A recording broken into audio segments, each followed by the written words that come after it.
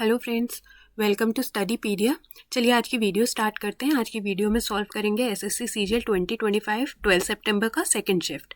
ठीक है, इस शिफ्ट में जो मैथ्स के 25 क्वेश्चंस पूछे गए थे वो सॉल्व करेंगे। वीडियो को एंड तक ज़रूर देखिएगा। वीडियो अच्छा लगे तो एक सब्सक्राइब ज़रूर करिएगा। चलिए वीडियो स्टार्ट करते हैं। देखिए, क्वेश्चन नंबर 1 में हमें पूछा गया है which one is the greater, कौन सा बड़ा है। तो देखो, आप इनका सिंपल सम कर लो तो क्या आएगा, 5 + 3 8 और 8 + 2 10। ठीक है, तो इन दोनों में जो बड़ा है, मतलब जिसका भी सम बड़ा आया है वही नंबर बड़ा है। तो हमारा आंसर क्या रहेगा, y is greater than x। ठीक है, ऑप्शन नंबर 4। ठीक है, सॉरी 1 2 3, ऑप्शन नंबर 3। ठीक है, अब अगर आप चाहो तो इसको आप एक लॉन्ग मेथड से भी कर सकते हो। दोनों का होल स्क्वायर कर दो, मतलब √3 + 5 का होल स्क्वायर कर लो, और √8 + √2 का भी होल स्क्वायर कर लो। तो भी अगर आप सॉल्व करके देखोगे तो आपका y टर्म ही क्या आएगा, बड़ा आएगा। तो देखो, अब एग्जाम में तो इतना टाइम नहीं होता है, तो आप सिंपली जो नंबर को सम करके ऐड करके जो भी बड़ा आ रहा है वही नंबर आपका क्या होता है, बड़ा होता है। चलिए नेक्स्ट क्वेश्चन देखते हैं। देखिए, इसके अंदर बोला है the number of red, blue and green marble in a bag in a ratio of 3:4:6। एक बैग में रेड, ब्लू और कौन सा मार्बल है, ग्रीन मार्बल।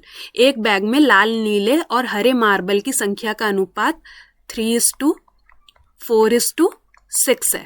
ठीक है, यदि बैग में 20 लाल मार्बल, 15 नीले मार्बल और अज्ञात संख्या में हरे मार्बल, मतलब देखो, अब इस बैग के अंदर 20 रेड मार्बल्स इंक्रीज करे गए हैं, 15 ब्लू, और ग्रीन का हमें उसने कोई नंबर नहीं दिया है। ठीक है, अब उसने क्या बोला है, जब हमने ये सब कुछ ऐड कर दिया तो उनका रेशियो किसके अंदर हो गया, 4:5:7। अब देखो, अगर आप चाहो तो इसको एक लॉन्ग मेथड से कर सकते हो। इसे मान लिया 3x, ये हो गया 4x और ये हो गया 6x। अब आप क्या कर सकते हो कि 3x + 20 अपॉन में 4x + 15 = में 4/5। आप ऐसे सॉल्व करके पहले एक x का वैल्यू निकालोगे, फिर देन इन दोनों को कंपेयर करोगे, जो x का वैल्यू होगा वो पुट करोगे, देन आपको y का वैल्यू मिल जाएगा। ठीक है, ये तो एक बहुत लॉन्ग मेथड हो गया इसको सॉल्व करने का, बट एग्जाम में इतना टाइम नहीं रहता तो हम इसको शॉर्ट ट्रिक से कर लेते हैं। देखो, पहले इनिशियल में रेड मार्बल का रेशियो था वो कितना था, 3 था, और बाद में कितना हो गया, 4। तो कितने का डिफरेंस आया, 1 का। ब्लू के अंदर चेक करेंगे, डिफरेंस कितना आया, 1। पहले 4 था, 5, देन ग्रीन भी कितना हुआ, 6 से 7। तो कितने का इंक्रीज हुआ, मतलब रेशियो कितना बड़ा है, 1 1 1। ठीक है, अब देखो, फिर क्या करते हैं, जो दो नंबर आपको गिवन है 20 और 15, इन दोनों का डिफरेंस देखेंगे कितना है। इन दोनों का डिफरेंस आपका कितना आ जाएगा, 5। ठीक है, इन दोनों का जितना डिफरेंस आया है वही आपका ग्रीन मार्बल में इंक्रीज हुआ है। तो कितना इंक्रीज हुआ है आपका ग्रीन मार्बल में, 5 यूनिट। देखिए, चलिए नेक्स्ट क्वेश्चन देखते हैं। अब इसके अंदर हमें क्या करना है, इवेल्युएट द कॉन्टिन्यूड फ्रैक्शन। ठीक है, ये इसका हमें इवेल्यू करके, मतलब इसका हमें वैल्यू बताना है कि एंड में क्या आएगा। तो देखो, सबसे नीचे वाले फ्रैक्शन से स्टार्ट करते हैं। आप इसे सॉल्व करोगे, 4 + 1/2, ये कितना हो जाएगा, 9/2। अब देखो, बस समझने के लिए आपको पता होना चाहिए, 9/2 हो गया। ठीक है, और इसके ऊपर क्या है, ये यहाँ पे क्या गिवन है, 1 है, तो ये ऐसा कुछ बन गया, 1/9/2। अब देखो, जब इसे सिंप्लीफाई करते हैं तो क्या होता है, 1/9, और जो ये वाला नंबर है डिनोमिनेटर है वो इधर न्यूमरेटर से जाके मल्टीप्लाई हो जाता है। तो ये क्या बन गया, 2/9, 2/9 प्लस में 3। ठीक है ना, तो 3 9 27, तो ये कितना हो गया, 29/9, ऐसे ही हो गया। तो ये यहाँ पे आके 1/29 अपॉन में 9 हो गया। ठीक है, तो इसको हम सिंप्लीफाई करेंगे, ये 9 ऊपर जाके 1 के साथ क्या हो जाएगा, मल्टीप्लाई हो जाएगा। तो ये हो गया 2 + 9/29। ठीक है, तो 29 2 = 58, और 58 + 9 67/29, ऑप्शन नंबर 1। ठीक है, नेक्स्ट क्वेश्चन देखते हैं। वो बोल रहा है ए और बी ने एक व्यवसाय में क्रमशः 40,000 और 60,000 का निवेश किया, 50,000 के लाभ में ए का कितना हिस्सा होगा। ठीक है, तो प्रॉफिट हमेशा किसके इक्वल होता है? प्रॉफिट हमेशा इक्वल होता है capital into time, capital into time के रेशियो से। और ये रेशियो किसका होता है? जो दोनों पार्टनर होते हैं ए और बी का। ठीक है ना, अगर अब देखो यहाँ पे इसने हमें कोई टाइम नहीं मेंशन कर रखा, तो सिर्फ कैपिटल ही हमें मेंशन कर रखा है कि उनका कितना निवेश है। तो 40,000 ए का है और बी का कितना है? 60,000। ठीक है ना, ए का है 40,000 और बी का है कितना? 60,000। इसे रेशियो में कन्वर्ट कर देते हैं तो रेशियो कितना आ गया? 2:3। और हमें किसका बताना है? ए का प्रॉफिट बताना है। ठीक है, तो निकाल लेते हैं इजीली।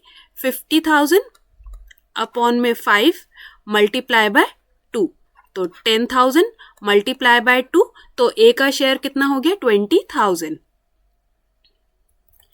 नेक्स्ट क्वेश्चन देखते हैं। इसके अंदर बोला गया है ए और बी किसी व्यवसाय में 3:5 के अनुपात में निवेश करते हैं।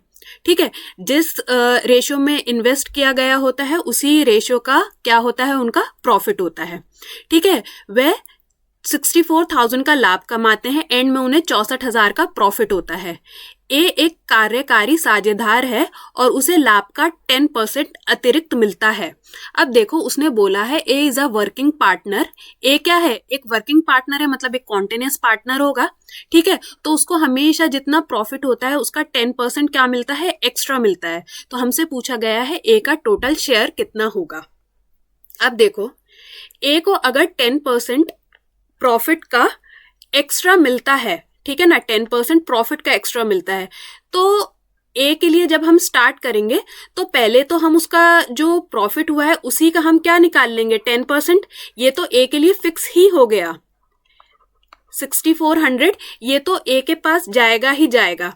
और जो बाकी बचा, मतलब 64,000 में से जब मैं 6400 माइनस कर दूंगी तो कितना आ गया? 57,600। अब ये ए और बी के अंदर डिस्ट्रीब्यूट होगा, किसके अंदर? 3:5 की रेशियो में। तो इसको 8 से डिवाइड कर देंगे, और ए का चाहिए तो मल्टीप्लाई किससे कर देंगे? 3 से। तो ये हो जाएगा 7200, और इसको 3 से मल्टीप्लाई कर देंगे तो कितना हो जाएगा?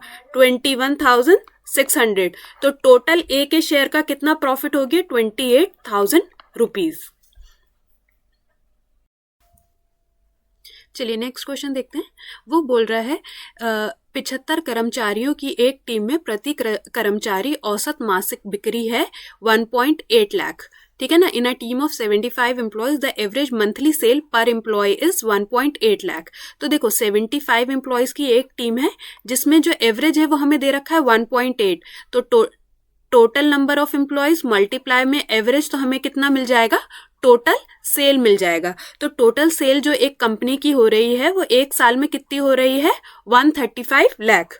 अब वो बोल रहा है इफ 30 जूनियर एम्प्लॉयज, देखो टोटल एम्प्लॉयज थे 75, और उसके जो जूनियर एम्प्लॉयज हैं, जूनियर एम्प्लॉय हैं वो हैं कितने? 30 एम्प्लॉयज। तो जूनियर एम्प्लॉय की जो एवरेज सेल है वो कितनी है? 1.2। तो जो जूनियर एम्प्लॉय हैं उनका जो टोटल सेल है वो कितना आ गया? 36 लाख।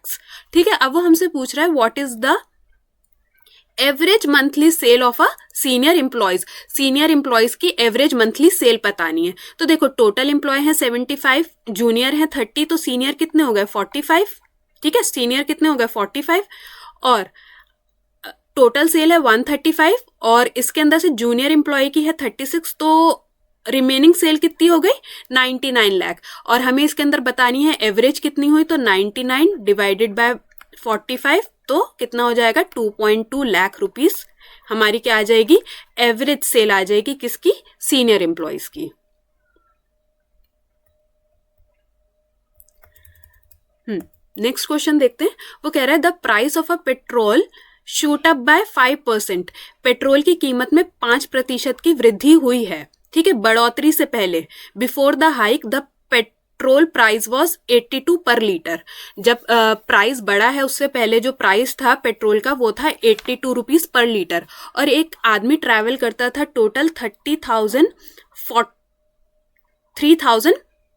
45 किलोमीटर, और वो बोलता है and his car gives a mileage 15 kilometre पर लीटर, मतलब 15 किलोमीटर चलने पर उसको 1 लीटर पेट्रोल यूज होता था।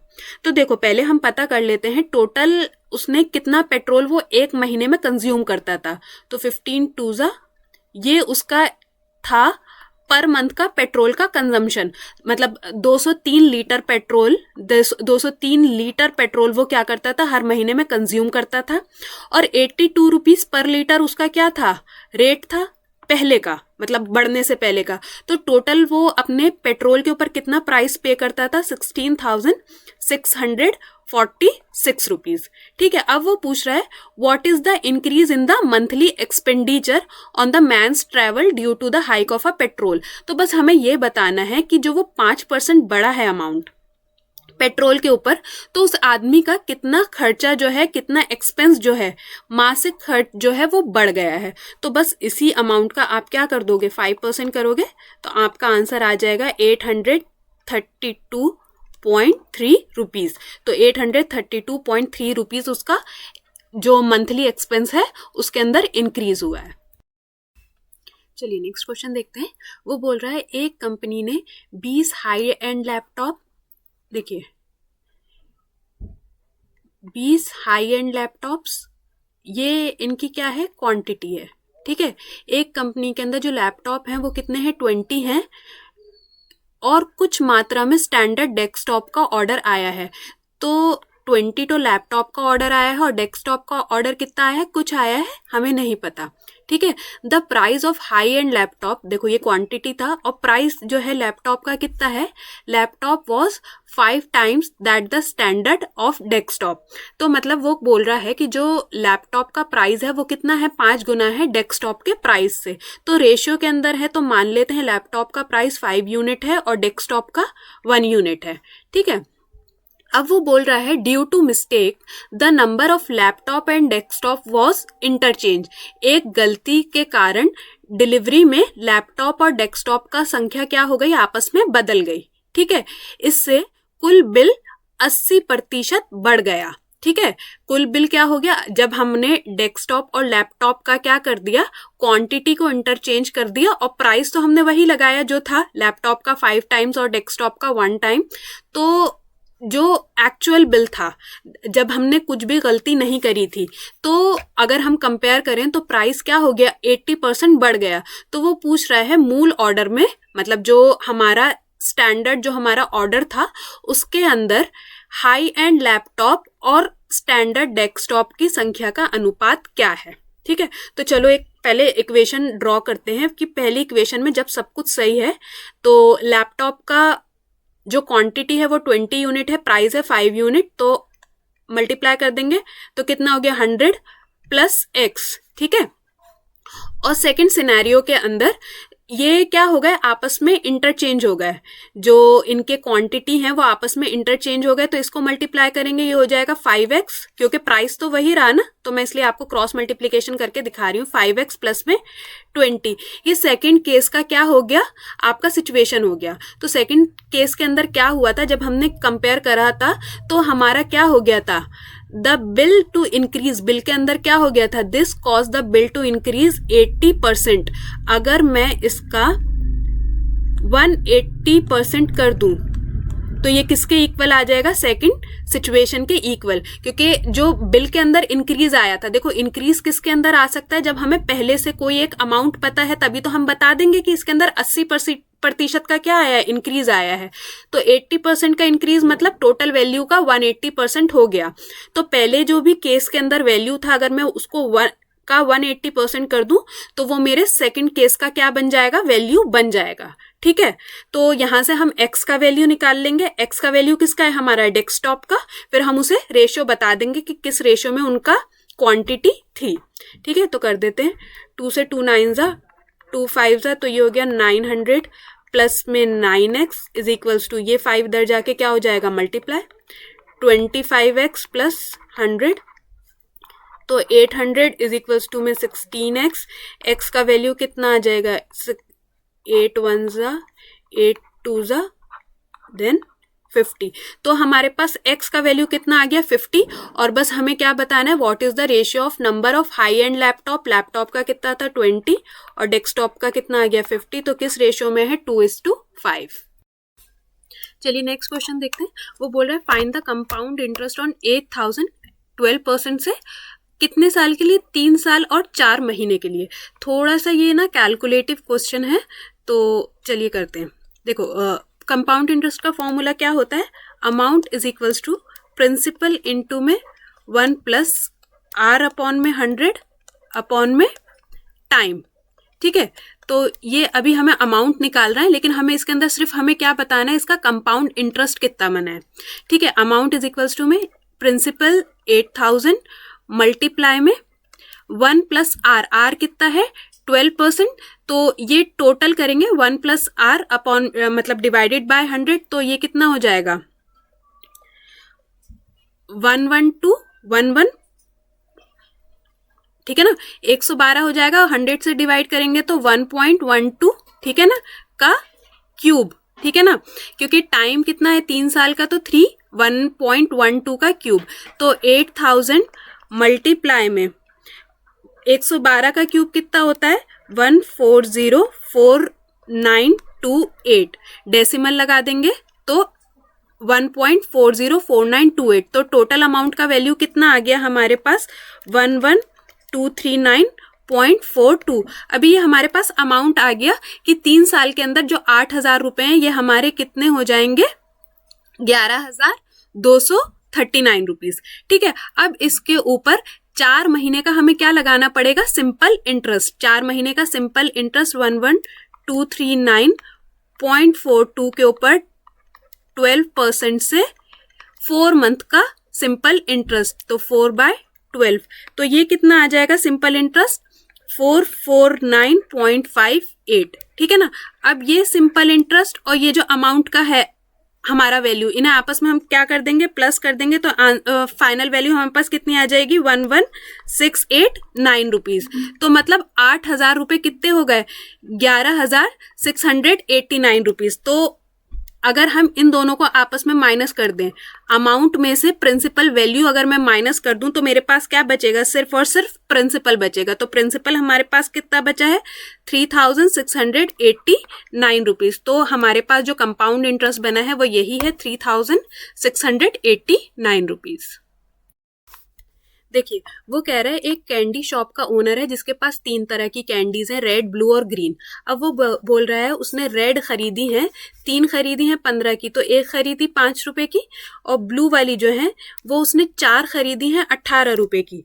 4 अगर 18 रुपए की खरीदी तो एक कितने की खरीदी 4.5 रुपीज की, और ग्रीन वाली उसने परचेज करी है 5 22 रुपए की, तो एक परचेज करी 4.4 की। अब वो कह रहा है he mixes them in the ratio of 1:1:2, तो वो उन्हें इस रेशियो के अंदर मिक्स कर देता है एक बोल के अंदर। जैसे उसने एक रेड कैंडी डाली, एक ब्लू और 2 ग्रीन। तो देखो जब उसने मिक्स करा तो ये जो कैंडीज थी इनका अमाउंट कितना बना 8.8। तो टोटल जब कैंडीज को मैंने मिक्स करा तो कितने रुपीस की कैंडीज मैंने मिक्स कर दी 18.3। ठीक है, और अगर मैं इनका एवरेज वैल्यू निकालूं, मतलब रैंडमली अगर मैं एक कैंडी निकाल के बेचना चाहूं तो मुझे कितने की बेचनी पड़ेगी जो मुझे कोई नुकसान ना हो 4.575 पैसे की, 4.575 पैसे की मुझे बेचनी पड़ेगी। अब वो कहता है ही मिक्स्ड ऑल द कैंडीज। ठीक है ना, हमने भी चारों कैंडीज को मिक्स कर दिया, और क्या करा उसने 2 कैंडी सेल करी 10 रुपए की, मतलब एक कैंडी उसने कितने की सेल करी 5 रुपए की। ठीक है, हमें कितने की सेल करनी थी कि हमें प्रॉफिट मतलब लॉस ना हो, मतलब प्रॉफिट नो लॉस की कंडीशन पे हमें इतने की सेल करनी थी, बट उसने कितने की सेल करी 5 रुपए की। अब हमें क्या बताना है what is the approximate gain और लॉस। अब देखो इतना तो हमें क्लियर है कि इसको यहाँ पे क्या हुआ है, प्रॉफिट हुआ है, लॉस नहीं हुआ। ठीक है ना, तो प्रॉफिट में एक तो 10% का प्रॉफिट है और एक है 9.2% का। अब अगर मुझे 5 का 10% अगर मैं निकाल के देखूं तो मेरे पास कितने का प्रॉफिट होना चाहिए 0.5 का। अब मेरे पास यहाँ पे प्रॉफिट कितना है 0.425 का, मतलब अगर मैं इन दोनों वैल्यूज को आपस में माइनस करूं तो कितना आ जाएगा 0.425। तो मतलब ये कहीं ना कहीं 0.500 से तो कम है, तो मतलब ये 10% से तो कम है, तो हमारा प्रॉफिट कितने का हुआ 9.29% का। चलिए नेक्स्ट क्वेश्चन देखते हैं। वो बोल रहा है एक स्कूल में लड़कों और लड़कियों का अनुपात 7:5 है, तो बॉयज और गर्ल्स का जो रेशियो है वो कितना है 7:5। वो बोल रहा है यदि 20 लड़कियां स्कूल में शामिल हुई, अगर 20 गर्ल्स जो है वो स्कूल में ऐड हो गई हैं, तो लड़कों और लड़कियों का अनुपात 7:6 हो जाता है। ठीक है, तो हमें बताना है शुरू में छात्रों की कुल संख्या कितनी थी। अब देखो गर्ल्स का अगर आप रेशियो कंपेयर करो तो कितने रेशियो का कंपैरिजन आया है, मतलब कितना डिफरेंस आया है 1 यूनिट का, और 1 यूनिट की वैल्यू हमारे पास कितनी आ गई, कितना इंक्रीज हुआ है 20 यूनिट। अब हमसे क्या पूछा जा रहा है कि स्टार्टिंग के अंदर कुल छात्रा मतलब कुल कितनी संख्या थे, मतलब टोटल नंबर ऑफ स्टूडेंट्स हमसे पूछा जा रहा है। तो कितना हो जाएगा 7 + 5 12 इंटू में 20, क्योंकि 1 यूनिट का वैल्यू कितना आ गया हमारे पास 20, तो 20 × 12 240 स्टूडेंट्स टोटल थे स्टार्टिंग में। चलिए नेक्स्ट क्वेश्चन देखते हैं। देखिए वो बोल रहा है ए, बी और सी किसी काम को क्रमशः 30, 45 और 90 दिन में पूरा कर सकते हैं। तो देखो ए, बी, सी ये एक काम को 30, 45 और 90 डेज में क्या कर सकते हैं, कंप्लीट कर सकते हैं। एलसीएम ले लेते हैं, टोटल वर्क आ गया 90 यूनिट, तो ए की एफिशिएंसी कितनी आ गई 30 यूनिट, बी की 2 यूनिट और सी की 1 यूनिट। वो कहता है ए हर दिन काम करता है, ए है हर दिन काम करता है, जबकि बी और सी 5वें दिन ए के साथ जुड़ते हैं। तो देखो सपोज 5 डेज थे, ए ने क्या करा 5 दिन काम करा, तो 3 × 5, तो ए ने जो 5 दिन काम करा तो उसने कितना काम कंप्लीट कर दिया 15 दिन, और सिर्फ 5वें दिन बी और सी जुड़ते हैं, तो बी और सी जो है 5th डे काम करेंगे, तो कितना काम और कंप्लीट करा देंगे 3 यूनिट। तो मतलब कहने का है कि 18 यूनिट काम जो है वो कितने दिन में कंप्लीट हुआ 5 दिन में। 18 यूनिट काम कितने दिन में कंप्लीट हुआ 5 दिन में। तो वो पूछते हैं पूरा काम को करने में कितना समय लगेगा। तो हमारे पास टोटल कितना यूनिट काम है 90 यूनिट, तो 18 5 = 90, तो 5 को भी मल्टीप्लाई कर देंगे 5 से, तो ये हो जाएगा 90 यूनिट काम कंप्लीट होने में कितना टाइम लगेगा 25 डेज। Option number A. चलिए नेक्स्ट क्वेश्चन देखते हैं। देखिए वो क्या कह रहा है, एक 100 लीटर का क्या है सोल्यूशन है, जिसके अंदर क्या है एसिड भी है और वाटर भी है। ठीक है, एसिड और वाटर किस रेशियो में है 3:2। अभी हम इनिशियल की बात करें, अगर हमारा सोल्यूशन है 100 लीटर का, टोटल कितना है 100 लीटर। ठीक है, अब वो कह रहा है उसके अंदर एसिड है 3:2 की रेशियो में, मतलब एसिड कितना है 60 लीटर और वाटर कितना है हमारे पास 40 लीटर। ठीक है, अब वो कह रहा है some quantity of the solution is remove. ये जो सोल्यूशन है 100 लीटर का, इसके अंदर से कुछ सोल्यूशन को क्या कर लिया गया, निकाल दिया गया। ठीक है, and replace with a pure acid. ठीक है, तो उसको रिप्लेस किया गया किससे, प्योर एसिड से। प्योरली क्या करा गया, अब उसके अंदर एसिड को मतलब बढ़ाया गया, लेकिन बढ़ाने के बाद भी जो एसिड की जो क्वांटिटी थी, सॉल्यूशन की जो क्वांटिटी थी वो 100 लीटर का 100 लीटर ही रहा। ठीक है, और जो अब रेशियो है वो किस रेशियो में हो गया 7:3, मतलब अब ये 70 लीटर हो गया और ये कितना लीटर हो गया 30 लीटर।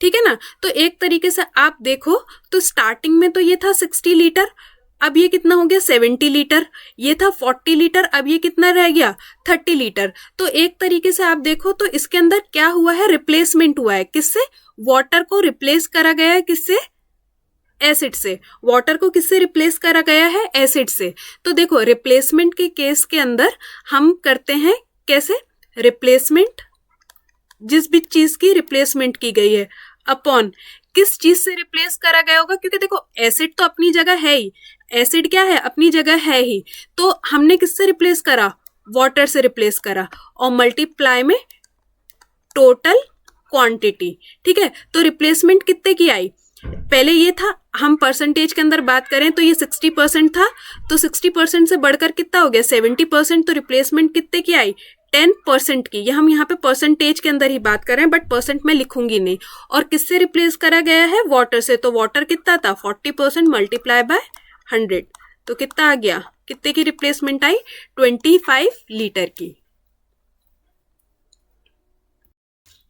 देखिए क्वेश्चन नंबर 64 देखते हैं।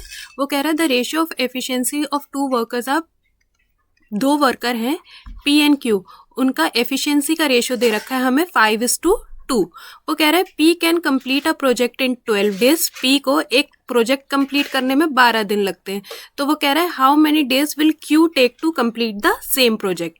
देखो ये है नंबर ऑफ वर्किंग डेज और ये है इसका एफिशिएंसी। अगर हम इन दोनों को आपस में मल्टीप्लाई करें तो हमें क्या मिल जाएगा, इसका एलसीएम, और अगर हम इन दोनों को आपस में डिवाइड कर दें तो हमें क्या मिल जाएगा, इसका नंबर ऑफ डेज। तो क्यू को एक काम कंप्लीट करने में कितने दिन लगते हैं, 30 डेज।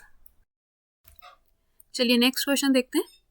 वो बोल रहा है एक वृत्ताकार ट्रैक पर एक कार P बिंदु से चलना शुरू करती है। एक सर्कुलर ट्रैक है जिसके अंदर जो P पॉइंट है यहाँ से एक कार चलना स्टार्ट करती है, ठीक है, और एक एसयूवी Q बिंदु से चलती है। यहाँ पे एक Q पॉइंट है, यहाँ से एक एसयूवी चलना स्टार्ट करती है जो गति की दिशा में P से 600 मीटर आगे है।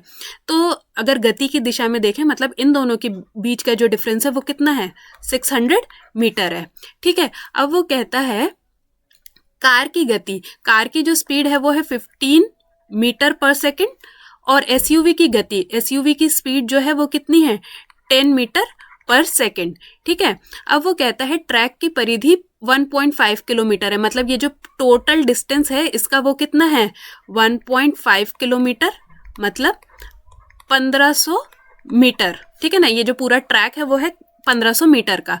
तो अब वो पूछता है जब कार पहली बार एसयूवी से आगे निकलेगी, जब कार पहली बार एसयूवी से आगे निकलेगी तो उसने कितनी दूरी तय की होगी। तो हमें डिस्टेंस बताना है कि उसने, कार ने कितना कवर कर लिया होगा जब वो एसयूवी को पीछे छोड़ देगी। अब देखो पहले तो हमें इसका टाइम पता करना पड़ेगा कि वो कितने टाइम में उससे आगे निकल जाएगी। तो देखो 600 मीटर, 600 मीटर, पहले हम 600 मीटर के ऊपर इनका टाइम पता करेंगे 600 मीटर, और इसकी क्या कहते हैं रिलेटिव स्पीड कितनी आ जाएगी, दोनों एक ही डायरेक्शन में जा रहे हैं तो रिलेटिव स्पीड, आप मतलब स्पीड्स क्या होती हैं आपस में माइनस होती हैं, तो रिलेटिव स्पीड कितनी आ गई, 5 यूनिट। तो टाइम कितना लगा, 120 सेकेंड, ठीक है।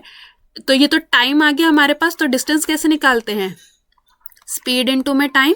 स्पीड कितनी है हमारे पास कार की 15 और टाइम कितना लगा 120, तो answer will be 1800 metre. 1800 metre चलने के बाद वो एसयूवी को पीछे छोड़ देगी कार। चलिए नेक्स्ट क्वेश्चन देखते हैं। वो कह रहा है एक वृत्ताकार पार्क की त्रिज्या 14 मीटर है। एक पार्क बना लेते हैं, जस्ट अ सेकेंड, हाँ, एक सर्कुलर पार्क, वृत्ताकार पार्क बना लेते हैं जिसका रेडियस, त्रिज्या कितना दे रखा है 14 मीटर। यदि इसके चारों ओर 1.5 मीटर चौड़ा पथ बन जाए। देखो यहाँ पे एक सपोज ये जो 1.5 चौड़ा एक क्या बना दिया हमने, एक पाथ बना दिया, ठीक है। तो पाथ का अनुमानित क्षेत्रफल क्या है, तो उसने हमसे कहा है कि ये जो एरिया है, ये वाला जो एरिया है, इसका हमें क्षेत्रफल बताना है, मतलब इसी का एरिया उसने हमें बताना है। तो देखो जब तक ये सर्कल छोटा था तो इसका रेडियस हमें कितना दे रखा है 14 सेंटीमीटर। अब जब ये सर्कल बड़ा हो गया, ठीक है ना, तो मैं इसको पूरा एक सर्कल मान लेती हूँ, सेंटर तो यही है। तो पहले इसका रेडियस 14 था, अब इसके अंदर 1.5 ऐड हो गया, तो रेडियस टोटल कितना हो गया 15.5। तो अब देखो हम जो ये वाला जो एरिया है ये कैसे निकालेंगे, बड़ा वाला एरिया पूरे सर्कल के एरिया में से जो छोटा सर्कल का एरिया है वो अगर मैं माइनस कर दूं तो मेरे पास कौन सा, यही वाला एरिया बचेगा, ठीक है ना। तो इसका फॉर्मूला क्या होता है, पाई आर स्क्वायर माइनस में आर का स्क्वायर, ठीक है ना। तो अब देखो ये R square minus R square कौन सा है, तो आर तो ये है बड़ा वाला और ये जो आर स्क्वायर है ये है छोटे वाला, ठीक है ना। तो अब आप लोगों को एक फॉर्मूला पता होगा ना, ए स्क्वायर माइनस बी स्क्वायर का क्या फॉर्मूला होता है, ए प्लस बी और ए माइनस बी, ठीक है ना। तो ए हमारे पास क्या है 15.5 और b हमारे पास कितना है 14, ठीक है ना। तो मैं यही फॉर्मूला इसके अंदर पुट कर दूंगी, पाई आर का स्क्वायर, मतलब ये हटाने के बाद a plus B a minus B की वैल्यू पुट कर दूंगी, तो a प्लस बी हो जाएगा 29.5 मल्टीप्लाई में, और a माइनस बी कितना हो जाएगा 1.5, ठीक है। इसे आप पूरा कैलकुलेट करोगे तो आपका आंसर आ जाएगा 139.07 मीटर, ऑप्शन नंबर ए, ठीक है। चलिए नेक्स्ट क्वेश्चन देखते हैं। उसके अंदर पूछा गया है व्हाट इज, मतलब इसका बस वैल्यू बतानी है यहाँ पे 5, पाई का वैल्यू कितना होता है रेडियन डिग्रीज के अंदर अगर पूछा जाए तो पाई का वैल्यू होता है 180 अपॉन में 4, तो 4 4 ज़ा 16, 4 5 ज़ा 20, 5 5 ज़ा 25, 5 4 ज़ा 20, 225 डिग्री, ठीक है। नेक्स्ट क्वेश्चन देखते हैं। अब देखिए इसके अंदर हमें बस बताना है कि कौन सा पॉइंट होगा। तो ये जब भी ऐसा एक लाइन दे रखा होता है और ये जो ऑप्शंस है 2, ये जैसे 2/2, तो ये हमेशा x की वैल्यू होती है और हमेशा y की वैल्यू होती है। तो बस हमें बताना है कि वैल्यू कहाँ पे इक्वल आएगी, तो बस इसके अंदर हमें वैल्यू पुटिंग से ही करना पड़ेगा। देखो फर्स्ट ले लेते हैं, y की वैल्यू 2 - 2 + 4, तो कितना हो गया 4 = में 4, ठीक है ना। तो बस ऐसे ही ऑप्शन पुटिंग से करना होगा, तो ये सेटिस्फाई कर रहा है, ठीक है ना। सॉरी 4:4 नहीं, 2 = में 2, मतलब 4 - 2 तो 2 = में 2, तो ये क्या आ रहा है दोनों, मतलब y किसके इक्वल था, इसी वैल्यू के इक्वल था ना, तो ये इससे सेटिस्फाई कर रहा है। तो ऑप्शन नंबर 1, मतलब बस ये वैल्यू पुटिंग से ही होगा कि वैल्यू किसके अंदर सेटिस्फाई कर रहा है। अब हमसे इसके अंदर क्या पूछा गया है, what is the central angle of a sector with the arc length, हमें आर्क लेंथ दे रखी है और हमें रेडियस दे रखा है। हमें 5 सेंटीमीटर त्रिज्या वाले वृत्त में 10 सेंटीमीटर चाप लंबाई वाले एक त्रिज्या खंड का केंद्रीय कोण क्या है, हमें बताना है इसका सेंट्रल एंगल। तो L = θr, ये एक फॉर्मूला होता है जब आपको लेंथ दे रखी हो और रेडियस दे रखा है और हमें क्या पता करना हो थीटा, तो थीटा की वैल्यू कितना आ जाएगी 5 2 ज़ा 10, 2 रेडियन, ठीक है। नेक्स्ट क्वेश्चन देखते हैं। देखो अब हमसे उसने कहा है 10 के अंदर 90 में से कुछ मैं वैल्यू माइनस करूंगी, जो मुझे क्या मिले √3। √3 कब होता है, जब 10 की वैल्यू कितना होती है 60 डिग्री, तो मुझे यहाँ पे a का वैल्यू कितना रखना पड़ेगा 30 डिग्री। तो उसने हमसे पूछा है साइन a का वैल्यू, तो a का वैल्यू मेरे पास कितना आ गया 30 डिग्री, ठीक है ना। तो साइन a का वैल्यू मतलब साइन 30 डिग्री का वैल्यू कितना होता है 1/2, ऑप्शन नंबर 1। चलिए नेक्स्ट क्वेश्चन दे रखा है, x का वैल्यू हमें दे रखा है और x + 1/x का वैल्यू उसने पूछा है, तो x का वैल्यू है, ठीक है, ये हमें बस सॉल्व करके बताना है, ठीक है। √में 7 ये 7 नहीं बना, जस्ट अ सेकेंड, एलसीएम लेंगे √7, ठीक है, ये ऊपर में 7 + 1 हो जाएगा, तो ये कितना हो गया 8 √में 7। तो देखो नीचे हमारे जो डिनोमिनेटर है उसके अंदर हमें 7 दे रखा है, मतलब √में 7 नहीं रखेंगे, इसे रैशनलाइज करेंगे, मल्टीप्लाई, ठीक है ना, दो ऊपर नीचे √7 से मल्टीप्लाई, तो answer will B 7 8 √7, option number 1। Next question देखते हैं। वो कह रहा है दो ट्राइंगल्स हैं, दो सिमिलर ट्राइंगल्स हैं, ठीक है ना, सिमिलर ट्राइंगल्स हैं, उनका साइड का रेशियो दे रखा है, तो हमसे उसका एरिया का रेशियो पूछा गया है। तो जब इस केस में क्या होता है, जब भी दो ट्राइंगल सिमिलर हैं, अगर आपको उनका साइड का रेशियो दे रखा है और एरिया का पूछा गया है, तो साइड के रेशियो का अगर आप क्या कर देंगे स्क्वायर, तो हमें क्या मिल जाएगा एरिया का रेशियो मिल जाएगा। तो 3:5, तो 9:25 क्या होगा उसका एरिया का रेशियो, ऑप्शन नंबर 3। चलिए नेक्स्ट क्वेश्चन देखते हैं। हमें वैल्यू बतानी है x² + x - 9 की। तो देखो x² के लिए x का स्क्वायर करेंगे तो ये भी स्क्वायर हो जाएगा, स्क्वायर से क्या होगा ये रूट कैंसिल हो जाएगा, ठीक है। अभी ये हम x² की वैल्यू की बात कर रहे हैं, तो अभी हमारे पास x² का वैल्यू कितना आ गया 2 + √3 और डिनोमिनेटर में आ गया 2 - √3। देखो रूट को कभी भी हम डिनोमिनेटर में नहीं रखते, तो हम इसे सिंप्लीफाई कर देंगे। सिंप्लीफाई कैसे करेंगे, जो साइन है उसका ऑपोजिट से न्यूमरेटर और डिनोमिनेटर दोनों में मल्टीप्लाई कर देंगे, तो हमारे पास एक्स स्क्वायर का वैल्यू कितना आ जाएगा, ये नीचे देखो a minus B A plus B बन गया, तो a square minus B square, तो a स्क्वायर 2 2 जा 4 और b स्क्वायर कितना हो गया 3, 4 माइनस 3 ये नीचे का कैंसिल हो जाएगा, तो एक्स स्क्वायर का वैल्यू कितना आ गया 2 प्लस रूट 3, ठीक है ना, ये 2 प्लस रूट 3 का होल स्क्वायर। अगर हमारे पास एक्स स्क्वायर का ये वैल्यू है तो एक्स का वैल्यू हमारे पास क्या है 2 प्लस रूट 3, इतना तो समझ में आ गया ना, ठीक है ना। अब बस पुट कर देते हैं, हमें क्या करना है x square plus x minus 9, simplify करते जाते हैं। एक्स स्क्वायर का हमारे पास क्या है 2 प्लस रूट 3 का होल स्क्वायर है, तो इसको A square plus B square plus 2ab 2 2 जा 4 2ab प्लस एक्स का वैल्यू कितना है 2 प्लस रूट 3 माइनस में 9, ठीक है ना, इतना समझ में आ गया। तो देखो 4 5 6 7 8 9 प्लस का 9 माइनस के 9 से क्या हो गया कैंसिल हो गया, 4 रूट 3 प्लस रूट 3, तो आंसर कितना हो जाएगा 5 अंडर रूट में 3, ऑप्शन नंबर सेकेंड। चलिए नेक्स्ट क्वेश्चन देखते हैं। वो कह रहा है एक चक्रीय चतुर्भुज के कोणों का अनुपात angle of a cyclic quadrilateral are in the ratio of 1:2:3:4। What is the measure of smallest angle. एक स्मॉलेस्ट एंगल का हमें इसके अंदर रेशियो बताना है। अब देखो एक साइक्लिक क्वाड्रिलेटरल कैसा होता है, किस शेप का होता है, मतलब क्वाड्रिलेटरल कोई भी है जो 4 भुजाओं वाला है, कोई भी मतलब क्वाड्रिलेटरल 4 भुजाएं हैं, तो जो उनका एंगल का रेशियो है वो हमें दे रखा है 1:2:3:4। अब हम सबको पता है जो भी एक क्वाड्रिलेटरल होता है उसका सम ऑफ एंगल्स कितना होता है 360 डिग्री, ठीक है ना। तो 1x plus 2x plus 3x plus 4x मतलब 10x किसके इक्वल दे रखा है 360, x का वैल्यू कितना आ गया 36 डिग्री। अब हमसे पूछा गया है सबसे छोटे कोण का माप, तो सबसे छोटा कोण किधर होगा 1 डिग्री पे, तो मल्टीप्लाई बाय 1, तो 36 डिग्री क्या है सबसे छोटा एंगल है। नेक्स्ट और लास्ट क्वेश्चन देखते हैं। वो कह रहा है सेक ए का वैल्यू है 13, अगर सेक ए 13/5 है तो ये वाला वैल्यू कितना हो गया 12, ट्रिपलेट होता ना 12 13 5, ठीक है। तो हमसे साइन ए का वैल्यू पूछा गया है, तो साइन ए कितना है 12/13, तो ए का वैल्यू, ठीक है। होप ये वीडियो आपको अच्छी लगी होगी, आपके जितने भी डाउट्स हैं वो सब क्लियर हुए होंगे। वीडियो अच्छा लगा हो तो एक सब्सक्राइब ज़रूर करिएगा। थैंक यू सो मच, मिलते हैं नेक्स्ट वीडियो में।